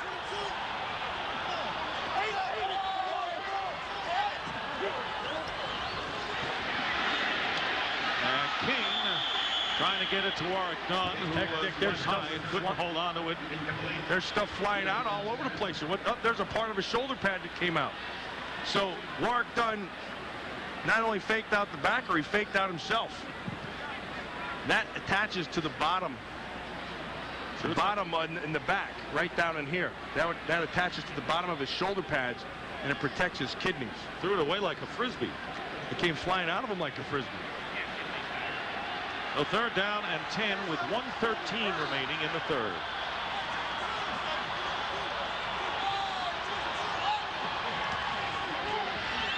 King on the screen pass, and after the bobble, Warwick Dunn gets some running room and gets the first down. And you wonder whether the bobble might have helped. The timing on that play was good for 12 yards. It's also good timing from the sideline as well, Dick. That's a good time to call that play. Much like the screen to Dorsey Levens earlier, Mike Schuler, the offensive coordinator, looks down. Like I said earlier, you have to have timing as the quarterback, because you have to draw him in. You have to have timing from the lineman, because it's just enough to sell that it's going to be a pass where you're protecting, and then you have to have timing from the sideline to know when to call. Under a half a minute remaining in the 3rd quarter, and the inside handoff, the up man Mike Alstott for a couple of yards, and that should be the last play of the 3rd quarter as the Buccaneers Tony Dungy against Ray Rhodes in their particular battle, and plenty at stake in this game. Packers control their own destiny right now, but trail. And that is the end of the third quarter with the score, the Buccaneers 16 and the Packers 10. Fox NFL Sunday will continue right after these messages. And we start the fourth quarter. Dick Stockton, Matt Millen, and Pam Oliver with the Buccaneers leading by 6. Tampa Bay with a 2nd down and 8 on the 33 of the Packers. Walked up to the 8-man front just like Trent Dilfer was talking about. And the pitch to Warwick Dunn. And Dunn maybe a yard on the play. Interesting with so many teams with a chance to help themselves have not done it. Dallas loses on Friday, and Detroit yesterday, and several teams like Carolina and Arizona losing today. You know, it's funny, you listen to the game on Friday when John Madden was talking about the Dallas Cowboys, saying that maybe they're not good enough to get into the playoffs, and watching this Green Bay Packer team right now, and my sentiments are the same. When you watch them and they have players, they're just not making plays, and you have to go back and think, is it a case of good solid defense, or is it a case of just not making plays offensively? I happen to think it's the latter. 3rd down and 8 at the 33, and there's the shuffle pass to Warwick Dunn, and Dunn will get the first down and a big one to the 23-yard line. That was an excellent play by Warwick Dunn, because Keith McKenzie read it perfectly. He came up the field and saw it right there. Watch McKenzie right here. He's going to close on this and just can't quite get the elusive Warwick Dunn. And then the thing people forget about Warwick Dunn is he's a pretty tough runner. I mean, you can tackle him to get your hands on him, but you got to get your hands on him. The 11-yard pickup, 73 total yards, and a touchdown for Dunn. First down on the 22-yard line of the Packers. King with a short drop. Now taking off. And he goes out of bounds. Short of the first down by about 3 yards on the play. You know, going back to what you talked about moments ago, remember not that long ago when you could pencil in Dallas, Green Bay, and San Francisco as automatics, and now it looks like those 3 teams are headed south. Green Bay maybe not as much as the others, but Dallas struggling too with 8 losses. I think with the first 2, San Francisco and Dallas, I think age is a factor. I think the salary cap is another factor. I should say free agency, losing people. San Francisco has a chance tomorrow, or tonight rather, against the Washington Redskins and the Skins, and they may have a chance to win the title. Yes, they do. And there is Mike Alstott getting a first down early here in the fourth quarter. You know, this Green Bay defense has not played poorly, but they have not been helped by the Green Bay offense. They've been on the field a long time today. And you can see right there, 28 minutes to 19 minutes. First and 10 at the 11-yard line. The Bucs can get a first down without getting a touchdown. Here's Alstott, and that's what they do, the power run when they get close and they sense they're wearing down the defense. George Kuntz making the tackle. It'll be 2nd down on the 6. Just let that offensive line just get into people. Nothing an offensive lineman loves better than to just play power football. Have a guy line up right over the top of you and just come off the ball and pound. When you have a pounder behind you, like Alstott. 13th play of the series. It's gone over 7 minutes, giving the Bucs defense a long time to rest up. 2nd down and 4. And again they go to Alstott. Alstott going in. Touchdown Buccaneers.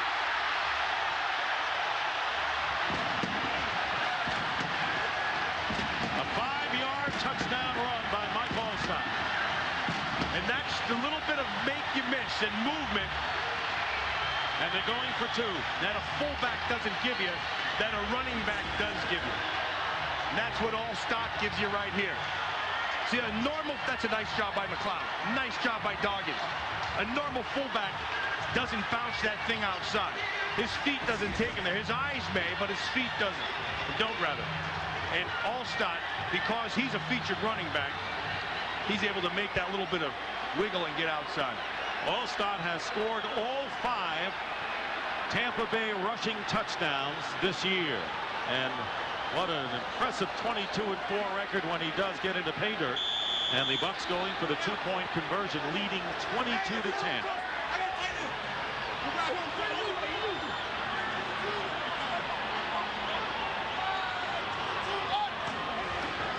King, and it's batted in the air, and it's caught by King, but the 2-point conversion will fail, and with 11:30 to go in the 4th, the lead is 12.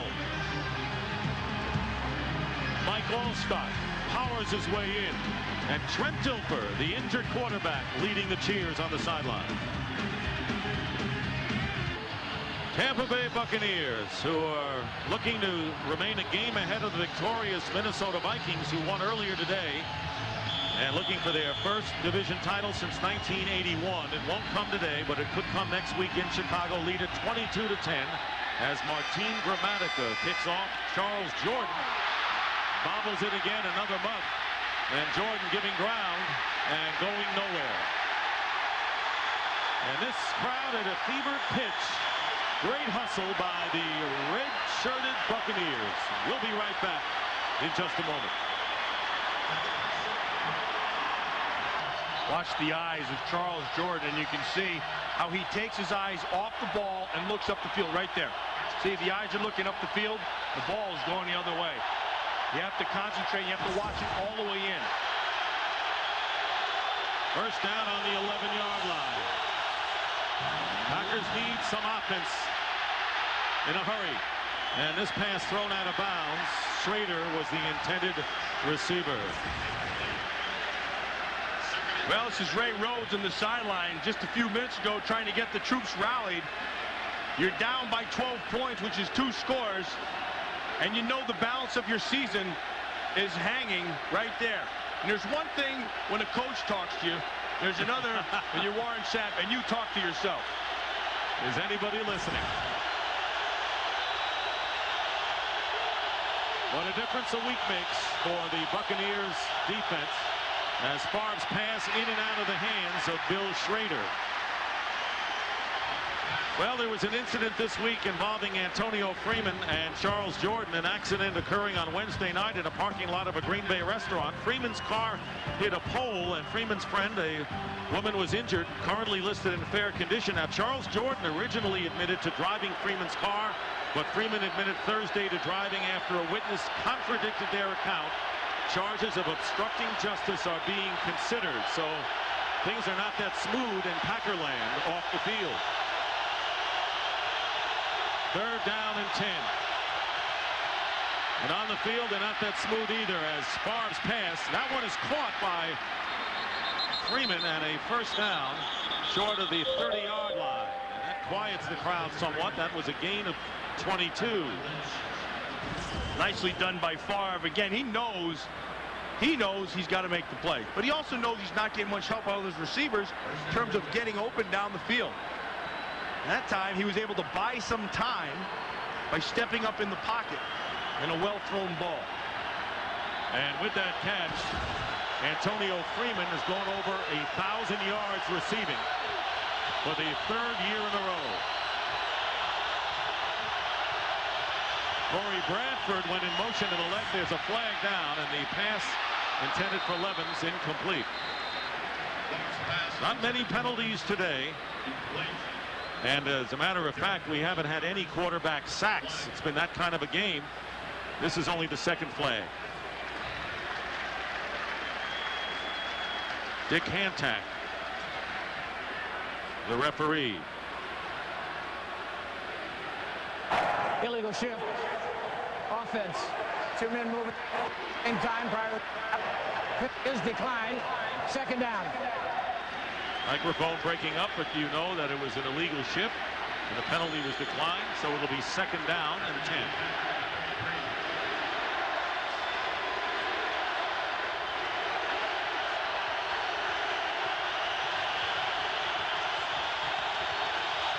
Second down and 10 on the 33. Favre, and the pass thrown behind Freeman, incomplete.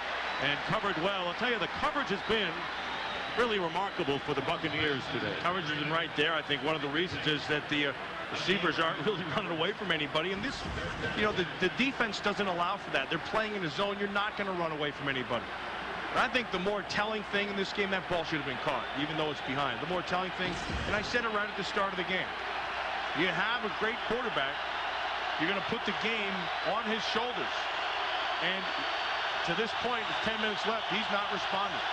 And maybe that the right arm isn't responding for Warren Sapp, and this pass is intercepted, and now they say incomplete. Damian Robinson trying to pick it off in the air, but it goes as an incomplete pass. It was intended for Bill Schrader, but looks like Warren Sapp has an injured right arm. That's another ball that should have been completed. It wasn't, because Donnie Abraham came in the backside and smacked his arms, but the ball was right in his hands. Fourth down, and there goes Carl Williams back to return the kick by Louis Aguiar. Hang time has not been impressive today. 3.4 isn't that good. Nor have the Packers, period. And the fair catch called for. He improved it somewhat by Carl Williams after the 34-yard kick. Well, Sapp being 10-2, but the Buccaneers looking for ball control coming right up. Back here in Tampa, where the Buccaneers led 9-0 at one point, but trailed at the half 10-9. 2 touchdowns in the second half, giving them a 22-10 lead. First down for Tampa Bay on their 33. Mike Alstott going outside, and he is dragged down by Bernardo Harris for a loss. You saw Sapp being tended to in the sideline with his hand. This is the play right prior to him being attended to. His right hand or wrist or something got smacked in that little flurry in there, and he came off the sideline holding it. Just watching him down there on the sideline now. He's got his cape on, and he's pass rushing to the coach. So he's, you know, his wrist may be hurting, but that mouth, that's in great shape. Non-stop, even when he's talking to himself. That, incidentally, is a funny man. He's a fun guy to be around. Tremendous personality. Having a great comeback year. 2nd and 9. Here's Alstott. And Alstott gets a couple, bringing up 3rd down and long for the Buccaneers, who are not trying anything fancy here. That's not the style of Tony Dungy, whose game plan, no matter what you may say, is to play good defense, protect the ball, get in position, kick a lot of field goals, and win close games. They're happy with that, and they're comfortable with that. That's the one thing about this Tampa Bay team. They're comfortable with the close game. And that's the way they win games, and that's what Tony Dungy has preached. Doesn't matter the start, it matters how you finished, and right now they're finishing up pretty well. 3rd down and 7, and here comes the pressure on King, and the ball is tipped, and it is caught by Bert Emanuel. So everything going the Buccaneers' way, and short of the first down by a yard, and it'll be time for Mark Royals to come in and punt. Mike McKenzie decided to hold the outside again. They gave a little bit of a cushion, so when you're going to bring a blitz, if you give a cushion, they're going to throw the slant, so you have to drive it. If you stay up tight, your chances are they're going to take the fade on you. Mark Royals punting it away, and a beauty. Charles Jordan at the 10. He struggled as a punt returner today, and this time Robbie Abdullah is there to make the play.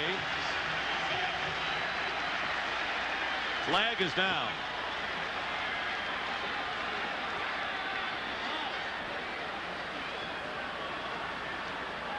Abdullah's had some nice plays on the special teams. It'll be a face mask against the Bucs. Still yapping is Sapp.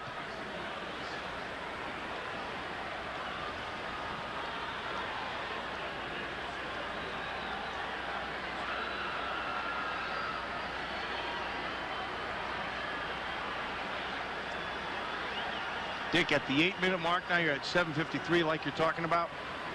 And they'll make them re-kick this one. Personal foul, face mask, kicking team number 53. During the kick, Shelton we will Quarles. penalize 15 yards. Retry, 4th down. Yeah, at the 7:53 mark, the 8-minute mark, basically, and you're Ray Rhodes, and you got to start thinking, you got to get 2 scores here. You better start quickening the pace of your offense, because they've not really done much at all. When they have, they've taken their time. You're going to watch Shelton Quarles, number 53. You can see it right there. There's a hand in the face, and he holds on to it, and then he twists the thing down, and they're going to call that. And that could be significant because Royals will now kick from about the 15, and Jordan moves up to the 35. So good field position on a return. And the Packers, as you mentioned, needing 2 scores, could get some boost by that. Here is Jordan on the return, trying to turn the corner. And he does, and a flag is down, and Charles Jordan is stopped at the 37 by Morris Unatoa, who is the long snapper, but see if that penalty goes against the Packers.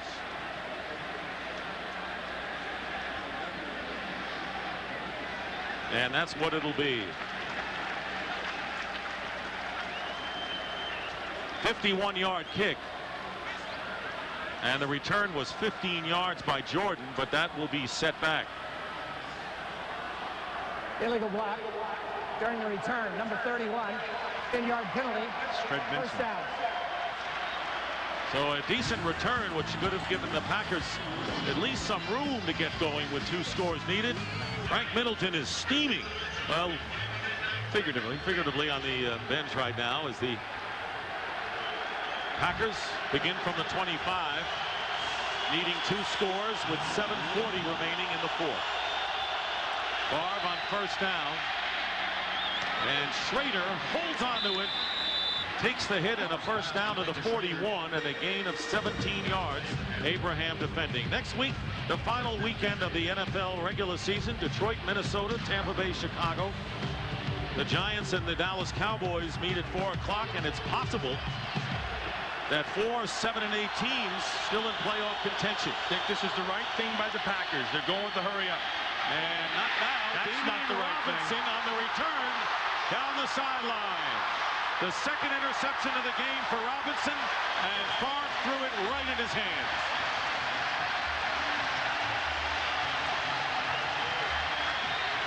A 35-yard return, and that is the 4th turnover committed by the Packers. They went with the hurry up. I guess he's trying to throw it either to Bradford behind, but it looked like he was trying to throw it to Antonio Freeman. In either case, the ball just came off his hand too high, and Brett Favre was disgusted with himself. He was so disgusted, he just stood there and watched it. And and justifiably so. 2 interceptions thrown by Brett Favre today, and the Bucs have reason to celebrate. And all Favre can do is shake his head. 4th turnover, and the Bucs with a first down on the Packer 28 with 7:02 remaining. And here is Mike Alstott using some time. Again, Ray Rhodes at wit's end, I would think, on the sideline. He's talking to Corey Bradford and Antonio Freeman, but you know that's after the fact. You have to, you know, they knew the game was in the balance right there. They went to the hurry up, which is the right thing to do. They had to make some plays. They knew that. The ball just took off on Brett Favre. How many times have we said the teams control their own destiny and go out and stumble? It's happened this weekend to so many clubs, starting with Dallas. How about Detroit? Yes. Detroit was up. I mean, somebody put the grease on their feet. They're sliding all over the place. 2nd down and 8, and here's Alstott again. Carolina and Arizona, Arizona eliminated today with their loss. Let's watch the 2 receiver side on that interception. 2 guys in the same route. Looked like they were supposed to run a crossing route or something. In either case, the ball took off on Favre, and there's the interception.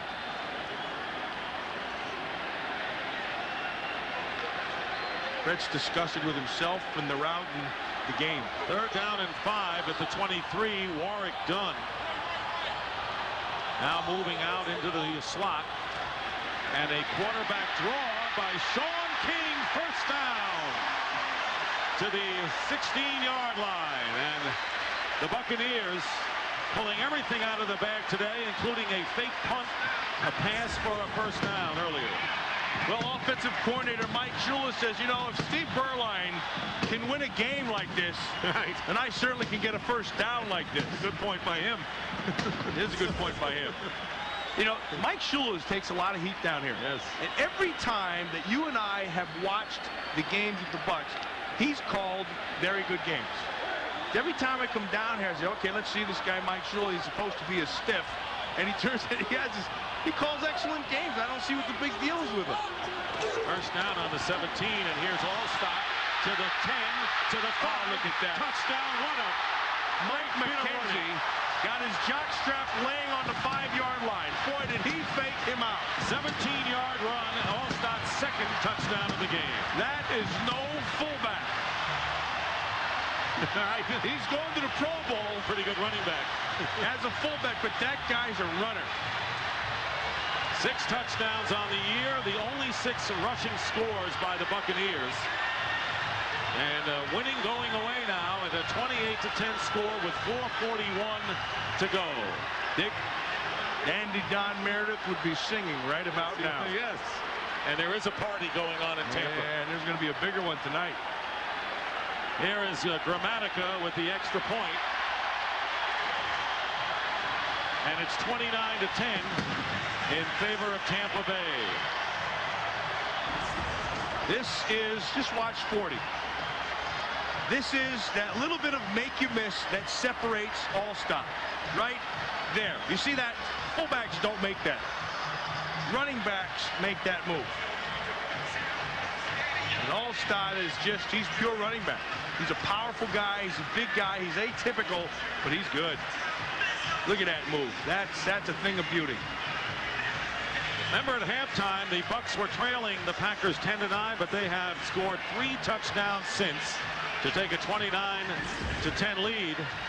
And in case you're wondering, with Green Bay headed for their 8th loss, the Giants and Carolina having lost 8, and Dallas starting the weekend off by losing to New Orleans to go 7-8, the Dallas Cowboys control their destiny. Unbelievable. They do. And there is the NFC playoff picture with the Rams, the Bucs, and the Redskins leading their division. Minnesota got in the playoffs with a win today. Detroit slumping. Packers, you got to know that Green Bay soon will likely go to 7-8, and the Dallas Cowboys control their destiny for the final playoff berth. It's hard to believe that Dallas, as poorly as they've played here in this little stretch, could get in the playoffs. And they'll have to beat a New York Giant team who struggled mightily today. Basil Mitchell returning for the Packers to the 35, and a flag comes flying out. Boy, the Buck offensive line in the second half, they just stayed with it, and they just kept on coming. Kevin McLeod had some nice blocks up front, and then Alstott kind of just took over the power run inside game. Nicely done by the offensive line of Tampa Bay, and they've been coming under a little bit of fire because they've not been running the ball well. Here's Dick Hantak. Holding. During the return, 56, 10-yard penalty. First down. How about Usama Mays, the former Viking who was picked up by the Packers on the play. So the ball will be sent back to the 25-yard line. Tampa Bay Buccaneers, and there had to be questions. You say burn the tape, but you got to wonder with a young team when you lose 45-0, worst franchise loss as they did to Oakland last week, how they'll respond this week. Well, they've answered the question. Levens out of the backfield, buried at the 30 in a gain of 5. That was Derek Brooks on the play. Nicely done by the Tampa Bay offensive line. They've protected Sean King all day long. They've opened up some holes, not big ones, but enough for that big fullback or running back Alstott to get through and make some yards and 2 touchdowns. Again to Levens underneath, and to back you up on the offensive line performance today, no sacks allowed, no penalties, and 104 rushing yards. But one of the keys to this offensive performance today. And I think, absolutely, and maybe the biggest key. First down. Here's Levens again for the 3rd straight time. And he gets to the 40 as the clock continues to run. 3 minutes and 35 seconds to go in the fourth quarter. You know, and Dick, I think the other part of the equation for today's win for Tampa has been their defense, and it hasn't been on the strength of pass rush. It's been on the strength of coverage and great discipline, and they're showing it again here. 2nd down and 6, and that was trapped by Rondy Barber. No interception. It'll go as an incompleted pass. They haven't gotten sacks, but they've gotten pressure. They've gotten pressure, and then the secondary has responded to that pressure. It hasn't been consistent. Warren Sapp this time, again, remember I said earlier, when he gets a one-on-one, that's when he has to make his presence felt. And this is the previous play. They didn't know what the heck was going on out there. They're waiting for Favre to get the play out there. 3rd down and 6. Favre, he's got Schrader wide open, and Schrader will go out of bounds after getting into Buccaneer territory. 3:10 showing on the clock. There was an 11-yard pickup, and Ray Rhodes, when we talked to him last night, Matt said, I need 21 to 24 points, and I think that'll do it for this team. He's got 10 on the board right now, and the 1 touchdown came after the lone turnover by the Buccaneers, the interception thrown by King to Tyrone Williams. One thing they haven't done all game long, and that's mostly because of the way the defense has played, is they've not pushed the ball down the field deep at all. No, they haven't. There's a good catch on a high throw by Freeman, and the Pack get a 1st down after the pickup of 16. They're on the Tampa Bay 33. They would have to score here, get an onside kick, score again, and get another onside kick. 1st down, and Favre has to swing it out to Levens. And he is knocked out of bounds to stop the clock with 2:41. That was Derek Brooks. Remember before we showed you Warren Sapp grasping his hand, and the report from the field is that his thumb was wrapped too tight. He'd had no injury, and now I guess it's feeling a lot better. That's the only thing wrapped too tight on him, let me tell you. He himself is not. 2nd and 11. 4 wide receivers for Favre, and underneath to Schrader, hit immediately by Abraham at the 31-yard line, and the clock continues to run. 2.5 to play in the 4th. Dick, this is a time when this Tampa defense just has to be patient. They know there's 3 scores. The clock is on their side, so you'll give up all that underneath stuff. Who cares? Just make them keep on working the field. Here again underneath to Levens, and 3rd and 8. It'll be 4th down, and the Packers, of course, will go for it on 4th down, needing 3 scores. And we're going to wind down to the 2-minute warning right here. 2 minutes remaining in the 4th quarter. Warren Sapp in the Buccaneer defense. Mike Alstott with 2 scores, leading the Bucs 29-10. We'll be right back. 2 minutes remaining in this pivotal NFC Central Division battle. The Tampa Bay Buccaneers, who trailed the Green Bay Packers 10-9 at the half, scoring 3 touchdowns in the second half, and a brilliant defensive effort with a 4th down and 4 coming up for the Packers, and the pass broken up by Rondy Barber, and the Buccaneers will get the ball back. So Tampa Bay coming back from a 45-0 trouncing at Oakland last week, going on for their 7th straight home win of the season. Here's the way this game has gone. A fake punt and a pass from Mark Royals to Damian Robinson, setting up a field goal in the 1st quarter.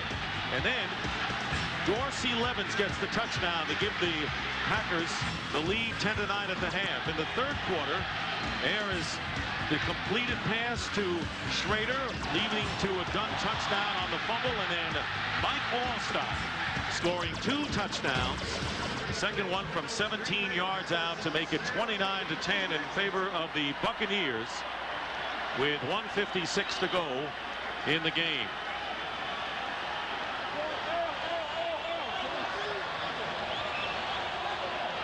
Sean King, the rookie from Tulane, making his 4th start and leading the Buccaneers to their biggest victory of the season, and a big run of about 8 yards by Mike Alstott. Now the Packers, in case you're wondering, will still be alive despite their loss, but they're going to need help. They have to win next week in their Lambeau finale against Arizona.